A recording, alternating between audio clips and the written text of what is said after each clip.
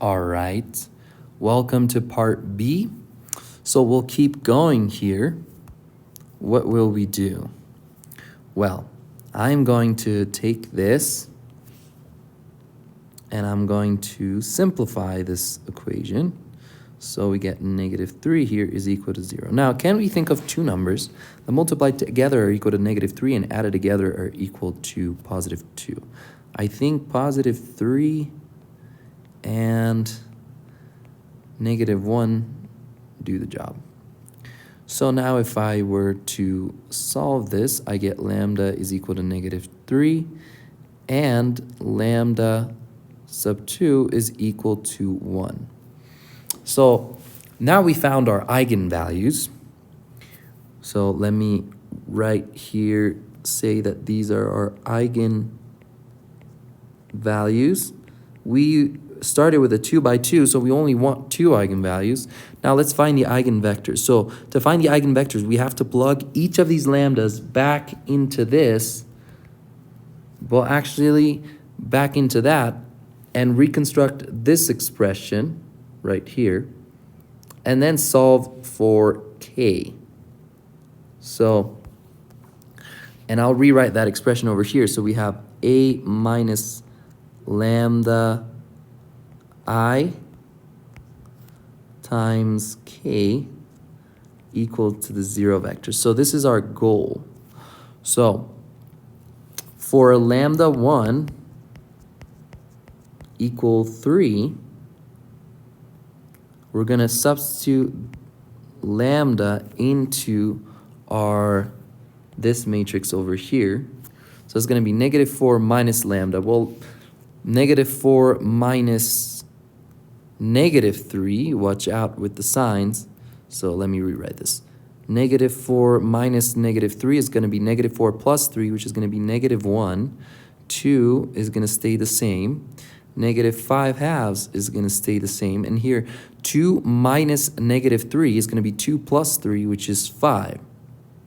When we close this, here I put my k, so I have my k1 and my k2 here. And that all has to be equal, as you see from our goal equation that I put above, to the 0 vector, so 0, 0. Now, one thing I like to check always is whether these two are linearly dependent system.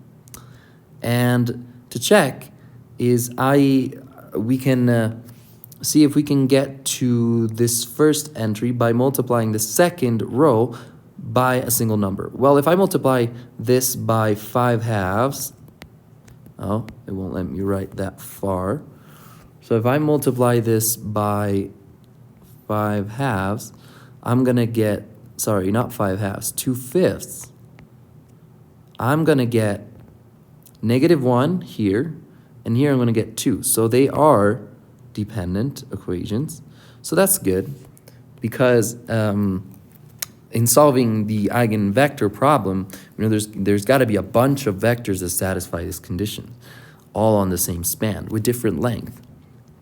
So I can just use one of the two, and I'll substitute into the top one plus 2k2, and all of that is equal to 0. So now I can say that 2k2 is equal to k1. And since I don't have a definition for k1, let's say that k1 is equal to t.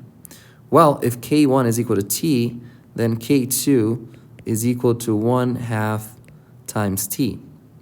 So this means that my k vector, my vector k, is going to be equal to t and 1/2 t.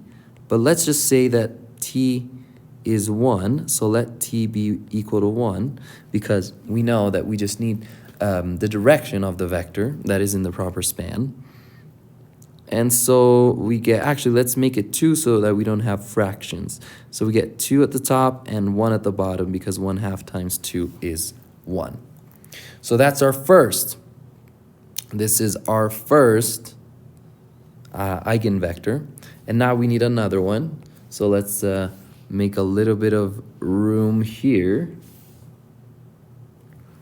And let's do the same process for lambda 2 equals 1.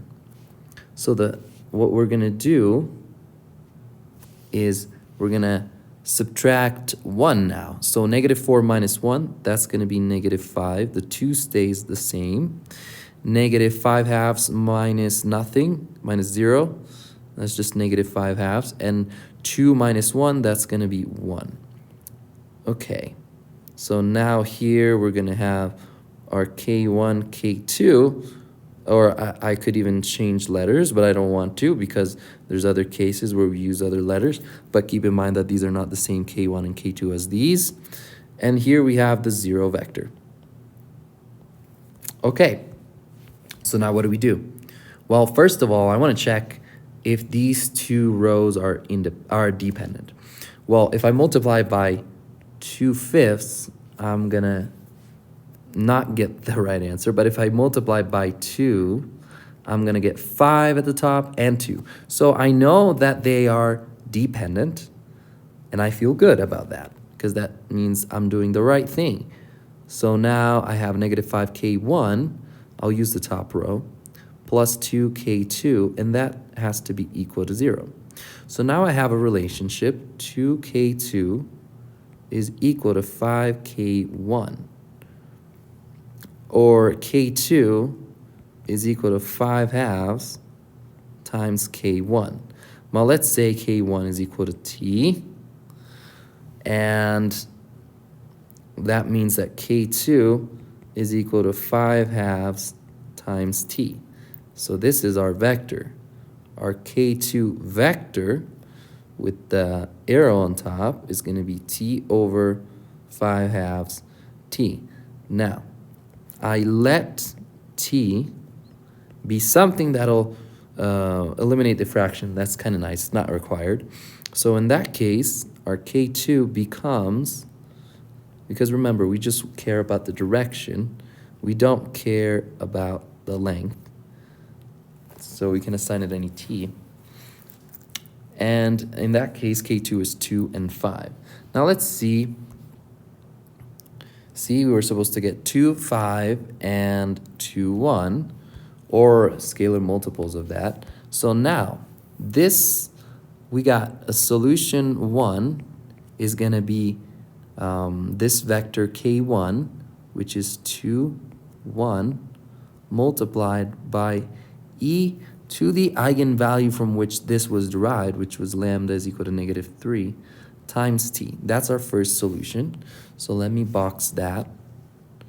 And for this one, we can say the same. Our solution, x of x sub 2, is equal to the solution that has this vector, 2, 5.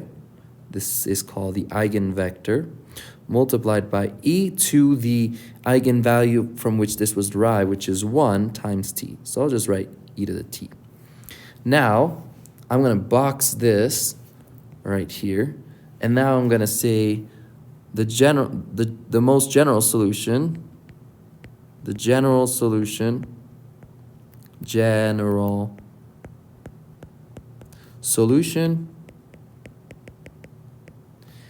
is found with the superposition principle. Superposition principle. And what is the superposition principle? Well, it is simply adding them together and creating a linear combination of the two. So x will be equal to c1 x1, c2 x2, where c1 and c2 are constants, and that is what it means to create a linear combination of terms. So now we can just put c1 times our first solution, which is 2, 1, e to the -3t, plus c2 times our second solution, 2 and 5, e to the t.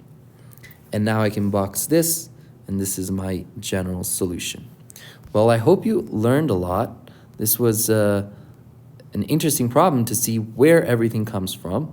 See, we go from the From this, we recognize the homogeneous, we guess this form, then we check what that means in general terms. We realize that we have the eigenvalue problem, and then we realize that that can be true either if we have a trivial solution or with the eigenvalue problem. So we apply the eigenvalue problem, we find the two lambdas, they're distinct in this case.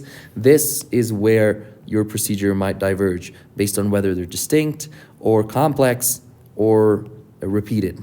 But in this case, they were distinct, so we used this technique. We substituted each one back into the expression, and then we solved for the eigenvectors. And then, since both of these are solutions, we added up the solutions to find the general solution by the superposition principle. I hope this was useful, and I'll see you next time.